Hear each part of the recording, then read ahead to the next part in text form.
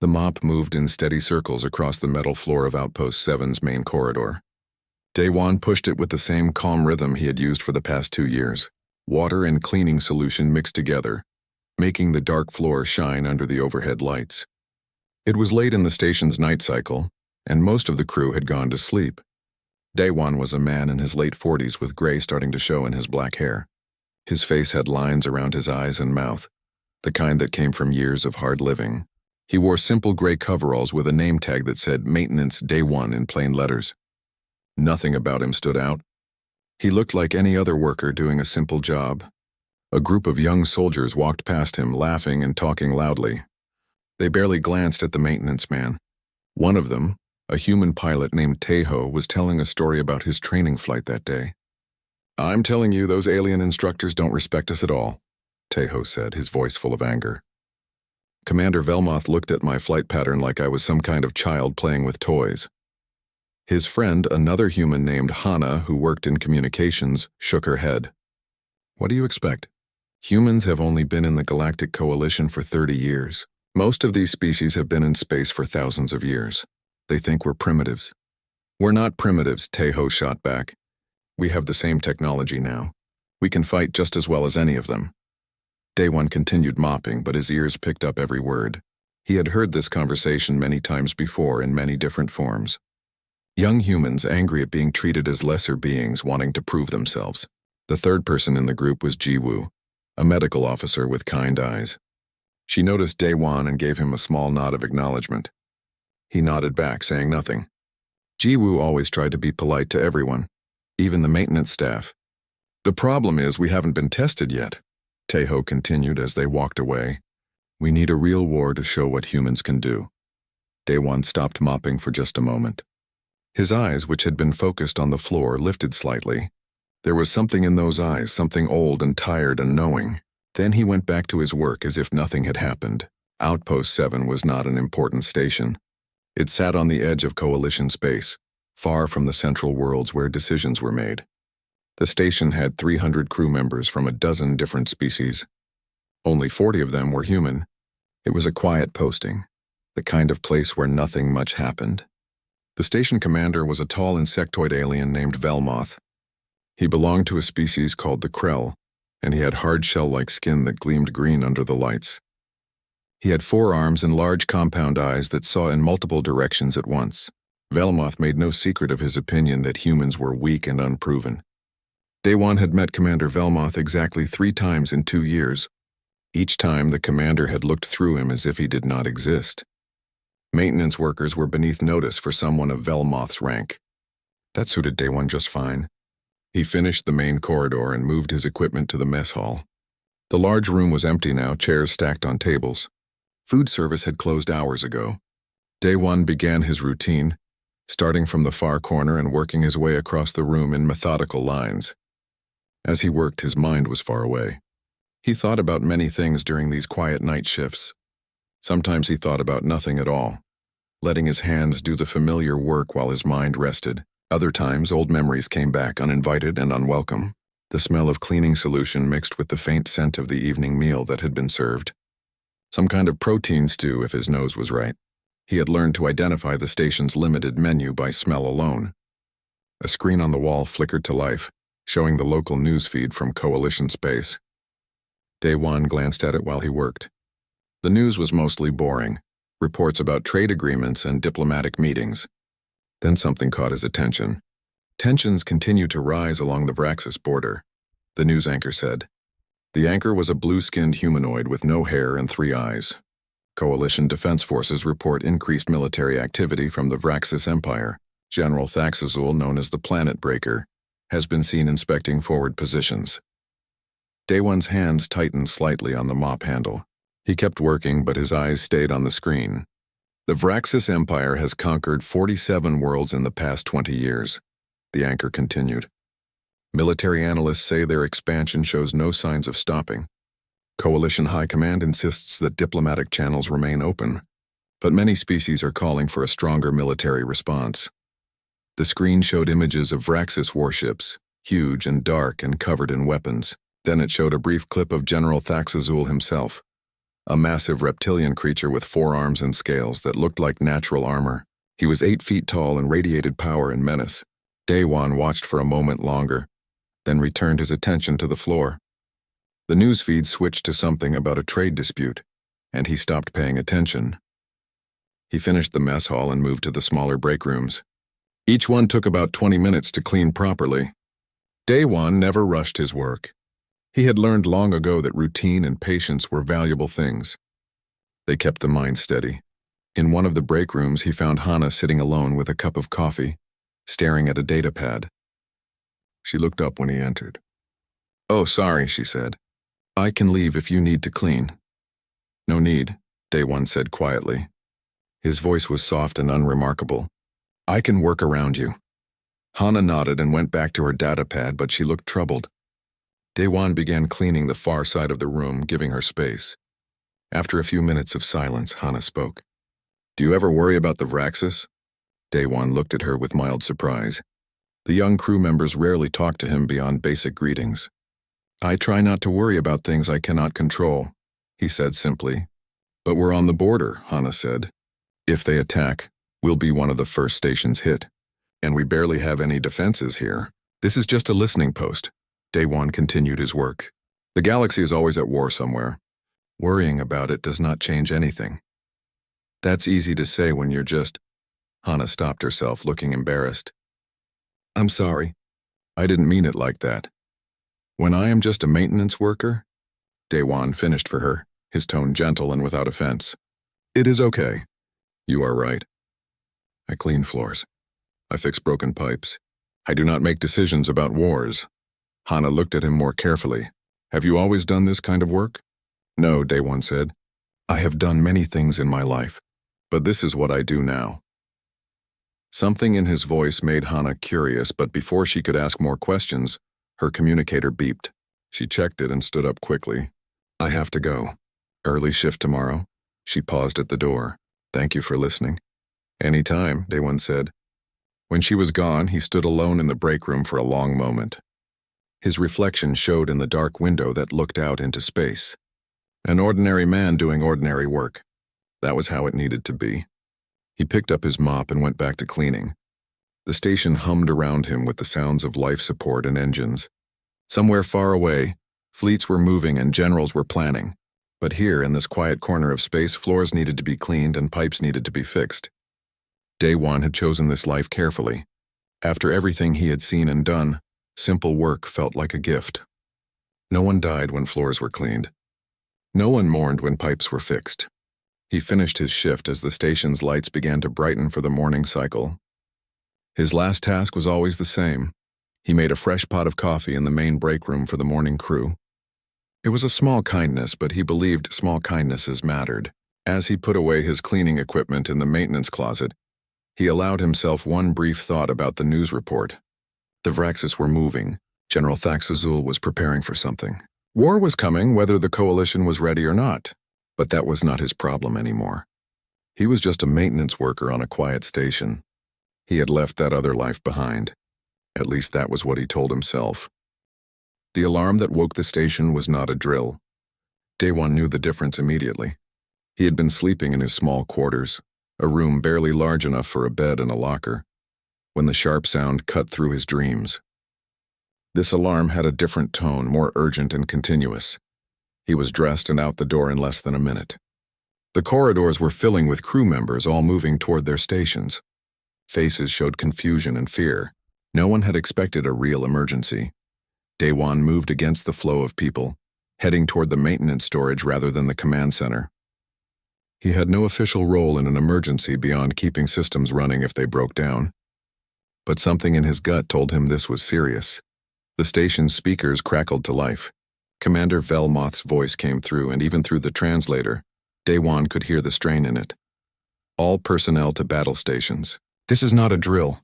We have received emergency transmissions from Outpost 4 and Outpost 9.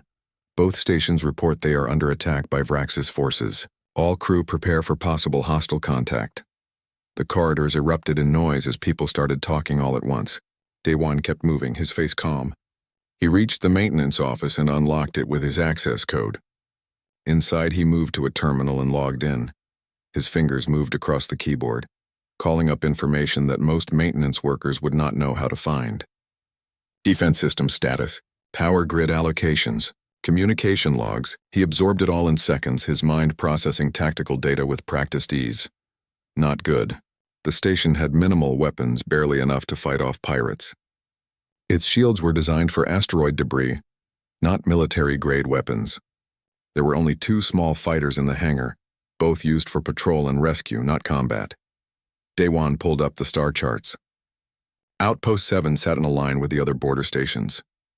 If Outposts 4 and 9 had been hit, 7 was next. Simple geometry and military logic. He closed the terminal and sat back in the chair. His hands were steady, his breathing calm.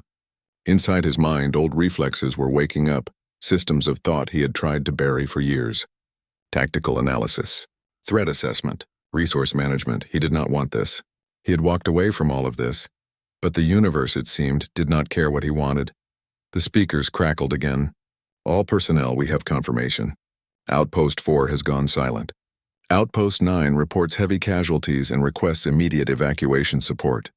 Coalition High Command is attempting to coordinate a response. Daewon stood and left the maintenance office.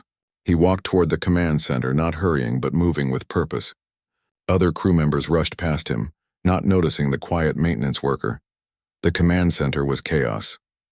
Screens showed tactical displays and communication feeds. Commander Velmoth stood in the center, his forearms gesturing as he tried to coordinate with multiple people at once.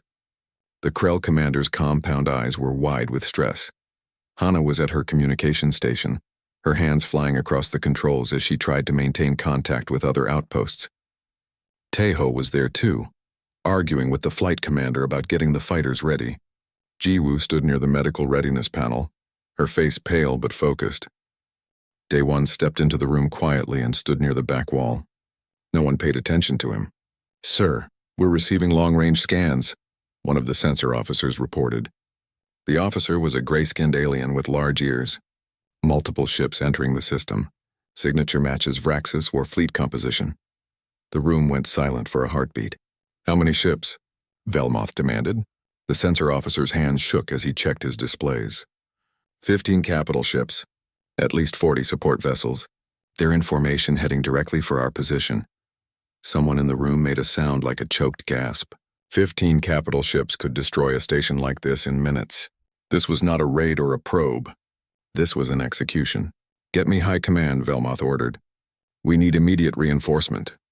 Hana worked her controls, then looked up with desperate eyes. "Sir, High Command reports all available forces are responding to attacks on multiple fronts. The Vraxis launched a coordinated strike across the entire border. They cannot send help for at least 6 hours." 6 hours, Velmoth repeated. His mandibles clicked together in distress. "We will not last 6 minutes against that fleet." "We have to evacuate," someone said. "Evacuation ships will never make it past that fleet," Taeho said. "They will shoot us down before we clear the station." "Then we surrender," Velmoth said. The words came out heavy and defeated. "We have no choice. Better to surrender than to die for nothing." "No." The word was quiet, but it cut through the room like a knife. Everyone turned. Daewon had spoken. The maintenance worker who never spoke in command meetings had just contradicted the commander. Velmoth's eyes focused on him. "What did you say?" "I said no," Daewon repeated. His voice was still quiet, but there was something in it now. Something that had not been there before. "We do not surrender." "Who are you to speak here?" Velmoth demanded. "You are maintenance staff. You have no authority in military matters." Daewon walked forward through the crowded room. People moved out of his way without thinking about it. He reached the main communication console where Hana sat and placed his hand on the edge of it. "Open a channel to the Vraxis fleet," he said to Hana. "I will do no such thing," Velmoth said, his voice rising. "Security, remove this man from the command center." 2 security officers moved toward Daewon. He did not look at them. Instead, his fingers moved across Hana's console, entering a code sequence. The console beeped and flashed, then displayed a message that made Hana's eyes go wide. "Command override accepted. Authorization level Alpha 1. The entire command center froze. Alpha 1 authorization was the highest level in the coalition military. It was reserved for admirals and fleet commanders. A maintenance worker could not possibly have that clearance. What is this? Velmoth demanded. What trick are you using? Daewon ignored him. He activated the long-range communication system himself, his fingers moving with absolute confidence across controls he should not know how to operate. This is Outpost 7, Daewon said into the communication system. His voice went out across space toward the approaching fleet. We have received your force's approach. We reject any demand for surrender. You have 1 hour to withdraw from this system or face consequences. The command center erupted in shouting. Velmoth was clicking his mandibles furiously. Several officers were yelling about courts-martial and insanity. Taeho looked like he could not decide whether to laugh or cry. Only Hana, sitting right next to Daewon, saw his face clearly. The tired, humble maintenance worker was gone. The man standing there now had eyes like steel, and a jaw set with absolute determination. This was not the same person who had mopped floors the night before. The communication system crackled. A new voice came through, deep and resonant and filled with dark amusement. This is General Thaxazul of the Vraxis Empire. I find your response entertaining, little outpost. I am curious who speaks with such boldness in the face of certain death.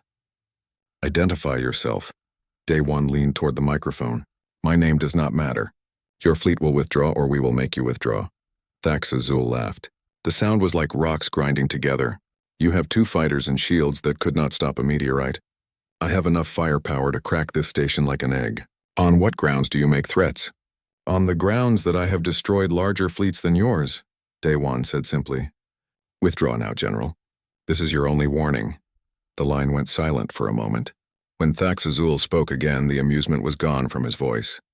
You interest me, human, very well. You have bought yourself 1 hour while I decide whether to kill you quickly or slowly. Use it to say your prayers. The communication cut off. Commander Velmoth was shaking with rage. You have doomed us all. Security, arrest this man immediately. I want him locked up for... Daewon touched the console again. Every lock in the command center engaged with a heavy click. The security officers found their weapons deactivated. Every terminal except the main command displays locked down. I am sorry, Commander, Daewon said, and he actually sounded sorry. But I cannot allow you to surrender this station. Too many people are counting on us to hold this position. How are you doing this? Velmoth demanded. What are you? Daewon finally turned to face the room. Everyone saw the change in him now. He stood straighter. His eyes held authority that made even the commander take a step back. I am someone who knows how to fight, Daewon said. And right now that is what you need. So I am asking all of you to trust me for 1 hour. Just 1 hour. I will explain everything if we survive. But right now we have work to do. Hana found her voice. What kind of work? Daewon smiled, and it was not a nice smile. It was the smile of someone who had fought battles and won when no one thought he could. We are going to teach General Thaxazul why you do not underestimate humans, he said. Now everyone to your stations. Taeho, get those fighters ready but do not launch yet. Jiwoo, prepare medical for casualties. Hana, I need you to reroute all non-essential power to shields and sensors. You cannot give orders here, Velmoth said, but his voice was weaker now. I just did, Daewon said quietly. And unless you want us all to die in the next hour, you will let me continue. After this is over, you can arrest me, court-martial me, whatever you want. But right now I am the only chance this station has. He turned back to the tactical display, already working through scenarios in his mind. The Vraxis fleet was 50 minutes away. 50 minutes to prepare a defense that should be impossible. But Daewon had done impossible things before. The command center remained silent for a long moment. Then one by one the crew members returned to their stations. They did not understand what was happening. They did not know who this maintenance worker really was, but they were out of options, and something in Daewon's voice made them want to believe. The clock was ticking. The next 30 minutes changed everything. Daewon moved through the command center like he had been born there. His hands flew across the tactical displays, repositioning the station's minimal defenses with precision that seemed impossible for someone who cleaned floors. He barked orders in a calm, steady voice that somehow made people obey without question. Rotate the station 20 degrees on the vertical axis, he told the helm officer. Align our main power core with the asteroid cluster at Mark 7-3. The helm officer, a young alien with tentacles instead of fingers, hesitated. Sir, that will expose our docking bay to direct fire. Do it, Daewon said. The docking bay is empty. Better to lose an empty bay than our power core. The officer obeyed. The station shuddered slightly as it rotated into the new position. Tejo watched from his position near the fighter bay controls, his mouth hanging open. "That is the Europa defensive pivot," he said to no one in particular. "I studied that maneuver at the academy, but that was used by—" His voice trailed off as realization began to dawn. Daewon continued issuing orders. "Hana, I need you to set up false power signatures in sectors 4 and 8. Make it look like we have weapons emplacements there." "We do not have the equipment for that," Hana said. "Use the emergency lighting system and the food synthesizers. Cycle them on and off in random patterns. From a distance, it will read as charging weapons." Hana's fingers moved across her console. "That is crazy. That should not work." "It will work against sensors calibrated for real weapons," Daewon said. "They will see power spikes and assume the worst. It will buy us time while they analyze." Jiwoo spoke up from her medical station. "How do you know what their sensors are calibrated for?" Daewon paused for just a second. "Because I have fought them before." The command center went very quiet at that statement. Commander Velmoth, who had been standing to the side in angry silence, finally spoke. "Who are you really?" Before Daewon could answer, the sensor officer called out. "The Vraxis fleet is changing formation. They are spreading out into an encirclement pattern." "Good," Daewon said. "That means they are taking us seriously. Hana, now send a tight beam communication to Coalition Patrol Group 7. Tell them we are under attack and holding position. Send our current defensive configuration." "Patrol Group 7 is 3 systems away," Hana said. "They cannot reach us in time." "I know," Daewon said. "But General Thaxazul does not know how far away they are. He will see we called for reinforcements and it will make him cautious." Velmoth made a clicking sound. "You are bluffing. You are playing psychological games with a general who has conquered 47 worlds. 47 worlds conquered against enemies who were already defeated or unprepared," Daewon corrected. "Thaxazul is a good general, but he is not perfect. He has weaknesses and I intend to exploit them." Tejo could not stay silent any longer. "You talk like you know him personally." "I know his type," Daewon said. "Warrior culture, values honor and direct confrontation. Uses overwhelming force to crush opposition quickly. He has never had to fight a long battle against an enemy who refuses to break. That is his weakness." The tactical display showed the Vraxis fleet continuing its approach. 15 massive warships, each one bristling with weapons. Behind them, support vessels carrying fighters and assault troops. It was a force designed to annihilate, not to conquer. Daewon studied the display with the calm focus of someone reading a book. "They will start with long-range bombardment to test our shields. When they see our false weapon emplacements, they will adjust their approach vector. That will force them into the asteroid field where their larger ships will have to slow down." "How can you possibly know that?" Velmoth demanded. Daewon did not answer. His attention was completely on the tactical situation. Hana had been working at her console during all of this, her curiosity overwhelming her fear. She used her communication clearance to access Coalition databases, searching for anything connected to the authorization codes Daewon had used. What she found made her hands start shaking. The codes were real. They were not faked or stolen. They belonged to someone with the highest possible military clearance in the entire United Earth Forces. The name attached to them was classified, buried under layers of security that should have been impossible for her to access. But the codes Daewon had used gave her access to everything. She found fragments of files, pieces of history that had been deliberately hidden, references to something called the Unification Conflicts, when Earth had been divided and at war with itself. Reports about a military commander who had ended 3 separate civil wars in less than 3 years. Then she found references to the Crixian invasion 30 years ago. An alien species called the Crixians had attacked Earth, thinking humans would be easy prey. They had been wrong. Someone had led Earth's defense, turning certain extinction into a crushing victory. The files mentioned a name: Admiral Kang Daewon. Hana's eyes went wide. She looked up at the man giving orders in the command center. The maintenance worker who had mopped floors and fixed pipes for 2 years. "It cannot be," she whispered. "What cannot be?" Jiwoo asked from the next station over. Hana showed her the screen. Jiwoo read it and her face went pale. "Admiral Kang Daewon died 15 years ago," Jiwoo said. "That is what the records say. He disappeared after his final victory and was declared dead. Look at the authorization codes, Hana said. They are active, they work. Dead men do not have active military clearance. The two women looked at Daewon, who was now explaining something to the sensor officer about using the station's communication array as a makeshift early warning system. We have to tell someone, Jiwoo said. Tell them what? Hana asked. That the greatest military commander in human history has been mopping our floors? Taeho had moved closer and overheard them. His eyes went wide. You are joking. Admiral Kang? The Admiral Kang? The man who fought the Battle of Titan? The Siege of Europa? The Crixian Reversal? Keep your voice down, Hana hissed. But it was too late. Others in the command center had heard. The words Admiral Kang spread through the room like electricity. Velmoth heard it too. He pulled up his own database access and started searching. What he found made his mandibles click in shock. Daewon seemed to sense the change in the room. He looked up from the tactical display and saw everyone staring at him. You know, he said quietly. Are you really him? Taeho asked, his voice almost reverent. Are you really Admiral Kang Daewon? Daewon was silent for a long moment. Then he sighed, a sound of deep weariness. That was a long time ago. I am not that person anymore. The authorization codes say differently, Velmoth said. His voice had changed from angry to uncertain. You have active Alpha 1 clearance. That level of authorization does not expire.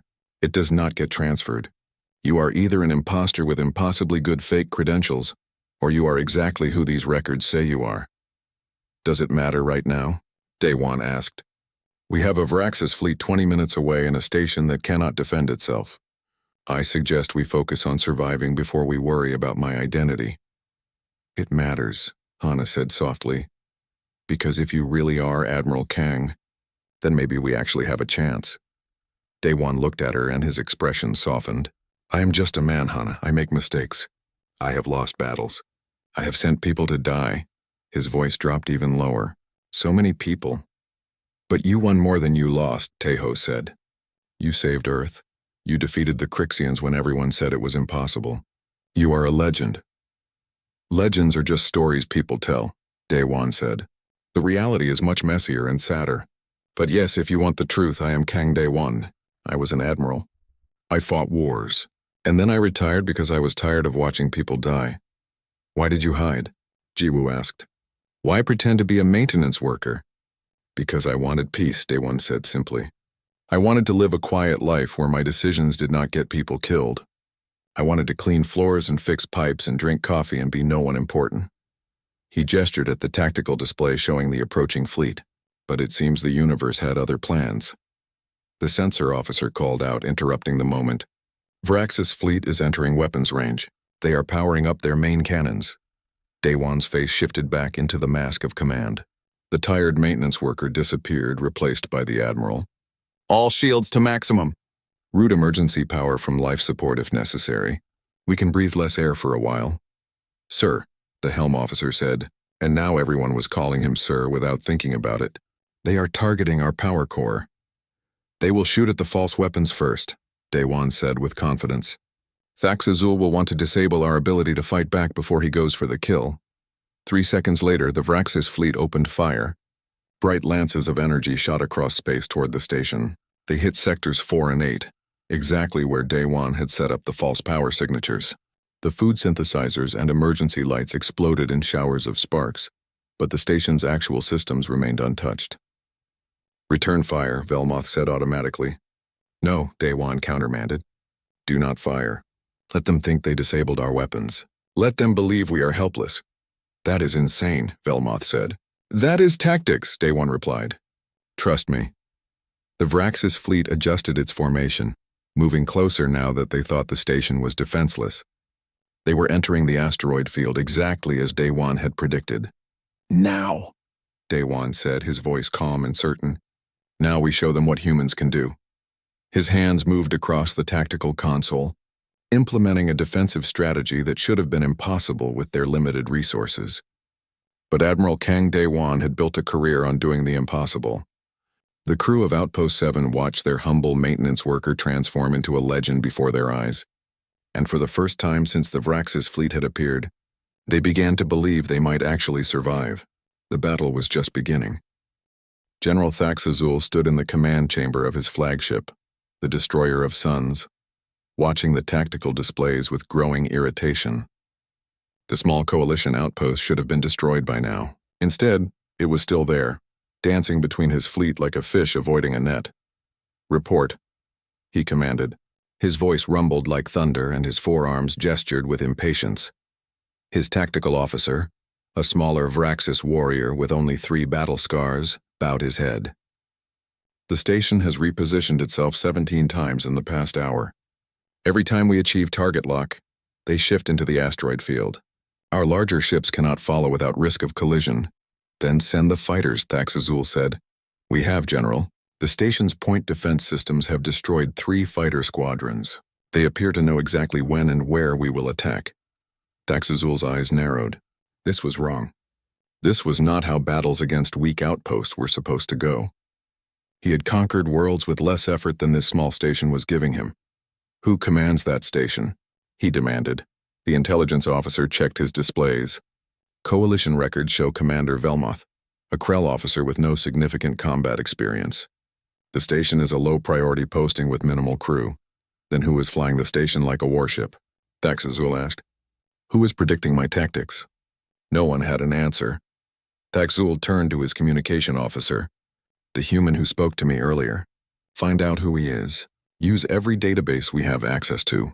Check Coalition military records, Earth Force archives, everything." The officer worked quickly, his claws clicking on the controls. "General, Coalition records show a maintenance worker named Day One. No military rank. No combat record, but what?" Thax Azul demanded. "The authorization codes he used to take control of the station's systems. They are Earth Force codes, General. Very high level. I am running them through our intelligence database now." Thax Azul waited, his patience wearing thin. Around him, his fleet continued its attack on the stubborn little station, wasting ammunition and time on a target that should have taken minutes to eliminate. The intelligence officer's screen flashed. Then it flashed again. More and more data appeared, files that had been buried deep in captured Coalition databases from previous battles. "General," the officer said, and his voice had changed to something like awe. "I think I know who commands that station. Tell me," Thax Azul ordered. "The codes match authorization patterns, used by a human officer 30 years ago during the Crixian War. Commander who defeated the Crixian invasion force when Earth had no chance of victory. The humans call it the Crixian Reversal. Our intelligence services studied it extensively because it should have been impossible." Thax Azul leaned forward. "What was the commander's name?" "Admiral Kang Day-Wan. But according to human records, he died 15 years ago. He disappeared after his last battle and was declared dead." Thax Azul studied the tactical display showing the station's movements. The patterns were familiar now that he looked for them. The Siege of Titan maneuver, the Europa defensive pivot, the Crixian Reversal's signature feint and strike approach. "He is not dead," Thax Azul said slowly. "He is there on that station making fools of us." His officers exchanged nervous glances. The legend of Admiral Kang was known even among the Vraxis, a human who had fought with the cunning of a predator and the patience of a hunter. A commander who won battles not through superior force but through superior thinking. Thax Azul felt something he rarely experienced: genuine interest. This battle had gone from a simple destruction exercise to a challenge worthy of his attention. "Cease the assault," he ordered. "General?" his tactical officer asked in confusion. "I said cease fire. Pull back to maximum weapons range and hold position." The Vraxis fleet stopped its attack. The sudden silence confused the crew of Outpost 7, who had been fighting for their lives for over an hour. "What are they doing?" Velmoth asked, his voice hoarse from stress. Day One studied the tactical display, his eyes thoughtful. "They are regrouping." "Thax Azul has realized something." "Realized what?" Tejo asked. The young pilot looked exhausted, having flown one of the station's 2 fighters in a desperate defense that had somehow worked. "That he is not fighting a maintenance worker," Day One said quietly. The communication system crackled to life. General Thax Azul's voice filled the command center, smooth and controlled now instead of amused or angry. "Admiral Kang Day-Wan," the Vraxis general said, I am pleased to finally meet you, even if only by voice. I have studied your battles. They are taught in our war colleges as examples of human cunning. Day 1 approached the communication console. General Thaxazul, your reputation precedes you as well. I must confess I did not expect to find you cleaning floors on a border station, Thaxazul said. The great Admiral Kang reduced to maintenance work. It seems almost sad. I chose that life, Day 1 said. It was peaceful, and yet here you are fighting once again. Some part of you must have missed the challenge. Day 1 did not answer that. Instead, he asked, why did you stop the attack? Because destroying your station with simple, overwhelming force would tell me nothing interesting, Thaxazul replied. You have defended admirably with almost no resources. I'm curious to see what you can do if given a real chance. I propose a meeting, Admiral. Face to face. You and your staff may come aboard my flagship under a flag of truce. We will talk. The command center erupted in protests. Velmoth was loudest. It is a trap. He will capture you and then destroy the station. Day 1 held up his hand for silence. Why would you offer this, General? What do you gain from talking to me? Knowledge, Thaxazul said. I wish to meet the man who defeated the Crixians. I wish to understand how a human thinks about war.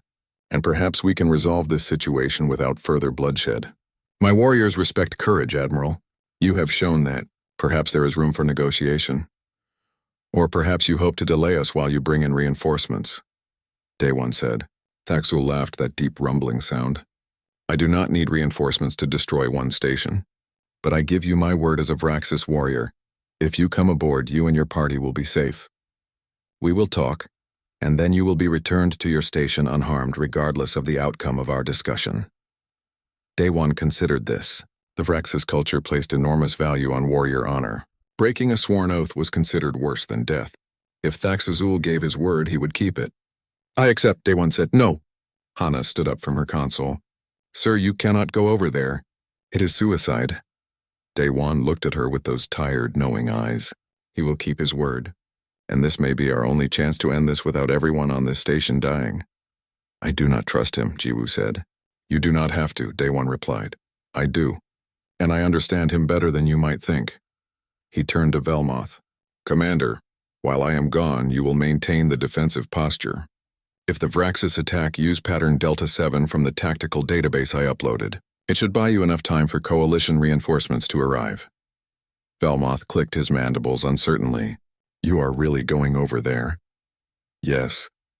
Then I am coming with you, Hana said suddenly. Day 1 started to object, but she cut him off. You need a communications officer if you are going to negotiate, and someone should witness what happens there. Jiwoo stepped forward as well, and you need a medical officer in case this goes badly. Taeho joined them. And I am coming because someone needs to watch your back, sir. Day 1 looked at the 3 young humans, their faces set with determination. They were terrified, he could see that. But they were not backing down. Very well, he said. But listen to me carefully. If something goes wrong, do not try to be heroes. You follow my lead and do exactly what I say. Understood? They all nodded. Day 1 turned back to the communication console. General Thaxazul, I will bring 3 officers with me. We will take a shuttle to your flagship. Excellent. I look forward to our meeting, Admiral. I will have an escort waiting for you. The communication ended. The command center was silent for a long moment. Sir, Velmoth said quietly, there is something you should know. I checked the archives. The Battle of Titan, the Siege of Europa, the Crixian Reversal. All victories when defeat was certain. You are the reason humanity has a place in the Galactic Coalition. Without you, we would have been wiped out. Day 1 smiled sadly. Those victories came at a terrible cost, Commander. Thousands died in those battles. Good people, brave people. I remember every one of them. But we survived, Velmoth said. Earth survived. That has to count for something. It does, Day 1 agreed. Which is why I will do whatever it takes to make sure this station survives too. 20 minutes later, Day 1 stood in front of a storage locker in the station's archive section. Hana had brought him here, using her clearance to access a sealed container marked with Old Earth military insignia. Inside was a uniform, not the simple gray coveralls of a maintenance worker, but the dress uniform of an Earth Forces Fleet Admiral. Dark blue with gold trim, medals and ribbons across the chest, insignia of rank on the shoulders. Day One looked at it for a long time without touching it. "I put this away 15 years ago," he said quietly. "I swore I would never wear it again." "The galaxy needs Admiral Kang right now," Hana said. "Not the maintenance worker." Day One reached out and touched the uniform. The fabric was perfectly preserved, as if waiting for this moment. "Very well," he said. "One more time." When he emerged from the changing room, the transformation was complete. Admiral Kang Day One stood before them, 50 years of command and countless battles evident in his bearing. The weight of command sat naturally on his shoulders. Hana, Jiwoo, and Taiho stared at him in awe. "Let us go remind General Thax Azul why humanity deserves respect," Day One said. They boarded the shuttle and launched toward the massive Vraxis flagship hanging in space like a dark moon. None of them knew what waited for them there, but for the first time since the crisis began, they felt something like hope. The shuttle docked with the Destroyer of Suns with a soft metallic clang. Day One stood calmly as the airlock cycled, his hands clasped behind his back. Behind him, Hana, Jiwoo, and Taiho tried to match his composure, but their nervousness was obvious. "Remember," Day One said quietly, "do not show fear. The Vraxis respect strength and confidence. Walk like you belong here." The airlock opened. 6 Vraxis warriors stood waiting, each one 8 feet tall and covered in natural armor plating. Their forearms held weapons casually, but their eyes tracked every movement. Day One stepped out first, his head high. The Vraxis warriors regarded him with what might have been curiosity or contempt. It was hard to tell with their reptilian faces. "Admiral Kang," one of them said. "Follow us. The general waits." They walked through corridors that seemed designed to intimidate. Everything was massive and dark, built for creatures much larger than humans. The walls were decorated with weapons and trophies from conquered worlds. Other Vraxis warriors stopped to stare at the humans as they passed. Taiho whispered, "I feel like prey walking into a predator's den." "You are," Day One said calmly. "Act like you are not." Finally, they reached a massive chamber. The war room of General Thaxazul was enormous, with tactical displays covering the walls showing star maps and fleet positions. And in the center, standing like a monument to war itself, was General Thaxazul. He was even more impressive in person. 8 feet of muscle and armored scales, forearms that could crush metal, eyes that glowed with intelligence and power. Behind him stood his command staff, all veteran warriors covered in battle scars. Day One walked into the center of the room as if he owned it. His 3 officers followed, trying to project the same confidence. "Admiral Kang," Thaxazul said. His voice filled the chamber. "Welcome aboard the Destroyer of Suns. I am honored to finally meet you in person." "General Thaxazul," Day One replied. "Your hospitality is appreciated, though I suspect this is not a social call." Thaxazul's mouth opened in what might have been a smile, showing rows of sharp teeth. "No, it is not. I wanted to see the man who has cost me 3 fighter squadrons and several hours of time with a single outpost that should have fallen in minutes." "I apologize for the inconvenience," Day One said, and his tone suggested he was not sorry at all. "Do not apologize for skill," Thaxazul said. "In our culture, we respect warriors who fight well. You have proven yourself worthy of respect, human. And yet your fleet still surrounds my station with intent to destroy it. That is the nature of war," Thaxazul said. "The Vraxis Empire requires expansion. Your coalition stands in our way. This is nothing personal, Admiral. It is simply necessity." Day One walked closer, studying the tactical displays. His officers tensed, but the Vraxis warriors did not move to stop him. He examined the star maps showing the Vraxis Empire's territory. "Necessity," Day One repeated. "An interesting word. You have conquered 47 worlds in 20 years. That suggests desperation, not strength." The chamber went very quiet. Several Vraxis warriors reached for weapons, but Thaxazul raised a hand to stop them.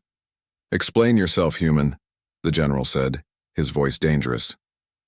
Day One pointed at the star maps. "Your empire is expanding rapidly but not efficiently. You are taking worlds too quickly to properly integrate them. Your supply lines are overextended.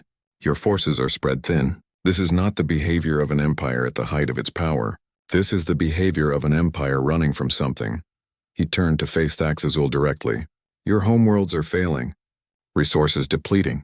Population pressure mounting. You are not conquering for glory, General. You are conquering for survival. Thax Azul stared at him for a long moment. Then slowly he began to laugh. It was not a pleasant sound. You are clever, human. Yes, you are correct. Our core worlds face ecological collapse. We must expand or die. The Coalition refuses to negotiate territory exchanges. They see us as barbarians and warmongers, so we take what we need by force. And in doing so, you prove them right about you being warmongers, Day One said. A self-fulfilling prophecy. What would you have us do? Thax Azul demanded. Beg, plead? Watch our children starve while the Coalition debates endlessly in their councils? I would have you fight smarter instead of harder, Day One said. You are winning battles but losing the war. Every world you conquer makes the Coalition more united against you. Eventually, they will stop debating and start fighting back with their full strength. Then your overstretched empire will collapse. Thax Azul's eyes narrowed. And I suppose you have a better solution? I do, Day One said. Negotiate, not with the Coalition bureaucrats who fear you, but with someone who understands military necessity. Someone who can present your situation in terms the Coalition will accept. And who would that be? Me, Day One said simply. The Vraxis warriors muttered among themselves. Thax Azul's command staff looked skeptical. You? Thax Azul said. Why would you help us? We are your enemies. Because I am tired of unnecessary wars, Day One said. Because thousands of people will die if this conflict continues on both sides. Because I have fought enough battles to know that the best victory is the one you do not have to fight. He walked to the star maps and gestured at the contested territories. The Coalition has dozens of worlds that are underpopulated or underutilized. Territory that could be exchanged for peace. Resources that could be shared instead of fought over. But no one in the Coalition will negotiate with the Vraxis Empire because you have made yourselves into monsters. We are warriors, Thax Azul said proudly. Warriors can choose when to fight and when to make peace, Day One replied. That is what separates a good warrior from a dead one. Thax Azul considered this. Around the war room, his staff watched the exchange with fascination. This was not how negotiations usually went. Even if I believed you could arrange such negotiations, Thax Azul said, why should I trust you? You have no authority to speak for the Coalition. Day One smiled slightly. I have something better than authority, General. I have credibility. When I speak, the Coalition listens even if they do not like what I say. I ended Earth's civil wars and saved humanity from extinction. My word carries weight. But you have been hiding as a maintenance worker, one of Thax Azul's officers objected. Why should anyone listen to a man who abandoned his rank? Because I chose to leave, Day One said. That means I can choose to return. And when I do, when I speak publicly for the first time in 15 years, the entire galaxy will pay attention. Thax Azul studied him carefully. You would do this? Risk your peaceful retirement to broker peace between the Vraxis and the Coalition? If it prevents unnecessary deaths, yes. And what do you want in return? Day One was silent for a moment. Then he said, I want the killing to stop. That is all. I am tired of watching young people die in wars that could have been prevented. Thax Azul looked at Hana, Jiwoo, and Taeho standing behind Day One. These are your officers? They are, Day One confirmed. They are young, inexperienced. Yet they followed you onto my warship knowing they might not leave alive. That speaks to their courage and their faith in you. They are good people, Day One said. The kind of people worth protecting. Thax Azul walked around Day One slowly, examining him from all angles. The human admiral stood still, completely composed despite being surrounded by warriors who could tear him apart. I have heard stories about you, Admiral Kang, Thax Azul said. The Battle of Titan, where you defeated a fleet 3 times your size using nothing but asteroids and clever timing. The Siege of Europa, where you held a position for 40 days against impossible odds. The Crixian Reversal, where you turned certain defeat into total victory. Stories exaggerate, Day One said. Perhaps. But you know what impressed me most about those battles? Not the tactics or the victories. It was that you always minimized casualties even among your enemies. You could have destroyed the Crixian fleet completely, but you accepted their surrender instead. Why? Because dead enemies cannot become future allies, Day One said, and because killing should be the last option, not the first. Thax Azul stopped in front of him. You are either the wisest human I have ever met, or the biggest fool. Perhaps both, Day-One admitted. The general laughed again, genuinely amused this time. I like you, human. You have courage and intelligence.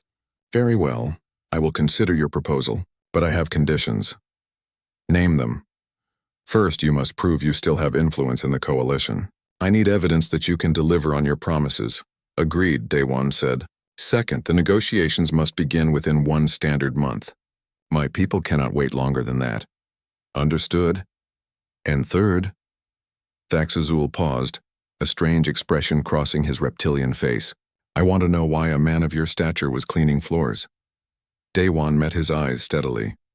Because after you have sent enough young people to die, you need to remember that there are simple, peaceful tasks in the universe. Tasks where no one gets hurt. Cleaning a floor may seem meaningless to you, General, but to me, it was proof that not everything has to end in blood. The war room was completely silent. Even the veteran Vraxis warriors seemed moved by the simple honesty in his voice. Then Day-One did something that no one expected. He turned to Hana and said in a perfectly casual tone, Hana, see, I have been awake for 18 hours. Bring me my coffee. The war room exploded. Vraxis warriors roared in outrage. How dare this human show such disrespect? Several reached for their weapons. Thaxazul's command staff surged forward, their forearms flexing in fury. But Thaxazul himself held up all 4 hands, his eyes wide with shock and then something like delight. Hana, trembling but determined, reached into the bag she had brought. She pulled out a small thermos and carefully poured coffee into a cup. Her hands shook, but she did not spill a drop. She handed it to Day-One. The Admiral took the cup calmly, as if he was not standing in the war room of the galaxy's most dangerous general, surrounded by warriors who wanted to kill him. He sipped the coffee slowly, maintaining eye contact with Thaxazul the entire time. The message was clear. I am so unafraid of you that I will take a coffee break in the middle of your intimidation. For several heartbeats, no one moved. The tension in the room was thick enough to cut. Then Thaxazul did something his crew had never seen him do. He threw back his head and laughed. Not the threatening rumble from before, but genuine, delighted laughter that filled the entire chamber. You magnificent creature, he said to Day-One. You stand in my war room, surrounded by my best warriors, and you demand coffee. That is the most audacious display of dominance I have ever witnessed. Day-One lowered the cup. His face showed a small smirk. I learned long ago, General, that fear is a choice. I choose not to be afraid. Because you know I gave my word you would be safe, Thaxazul said. That is part of it, Day-One agreed. But also because if you wanted to kill me, you would have done it already. You are curious about me. You respect warriors, and I have proven myself a warrior. Killing me would gain you nothing but the satisfaction of ending a legend. Listening to me might save your empire. Thaxazul walked to his command throne and sat down, all 4 arms resting on the armrests. Tell me, Admiral, if our situations were reversed and you commanded this fleet while I stood in your station, what would you do? Day-One finished his coffee and handed the cup back to Hana. I would do exactly what I am asking you to do. I would choose the path that saves the most lives on both sides. Because that is what good commanders do. We win not by destroying our enemies, but by finding ways to turn them into something other than enemies. You speak like a philosopher, not a warrior. I am both, Day-One said. War taught me philosophy. Philosophy made me better at war. They are not opposites, General. They are 2 sides of the same coin. Thaxazul nodded slowly. Then he stood and approached Day-One.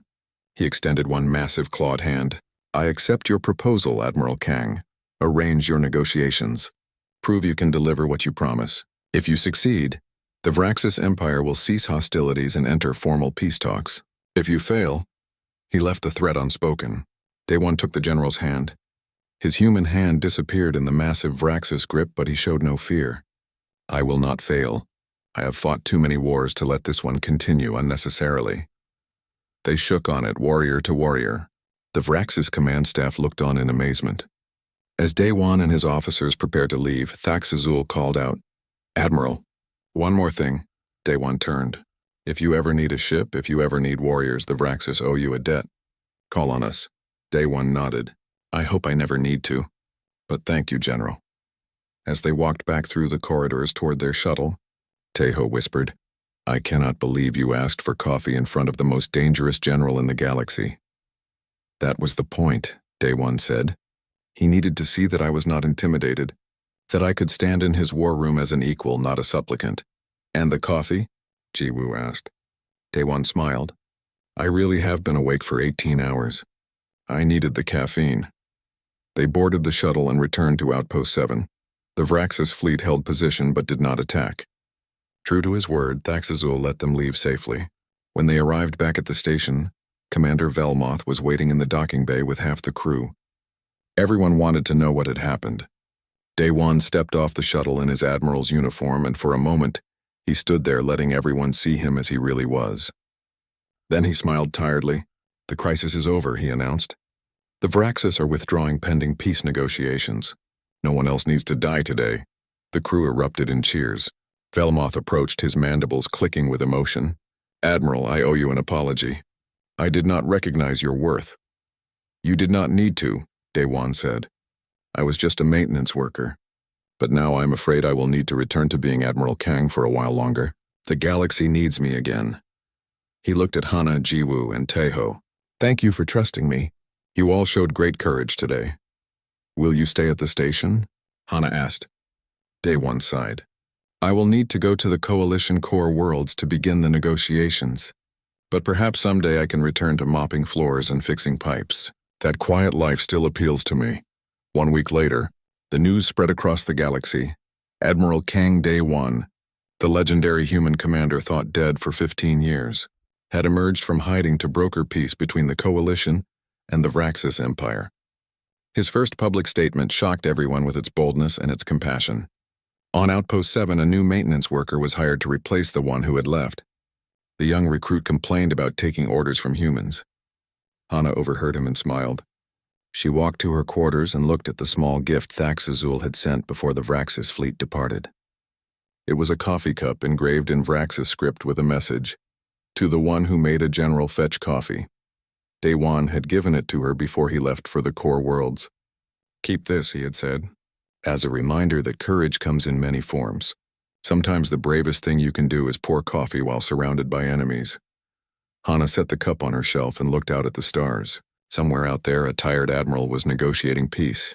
And someday, maybe, he would return to this quiet station and ask for another cup of coffee. She would be ready.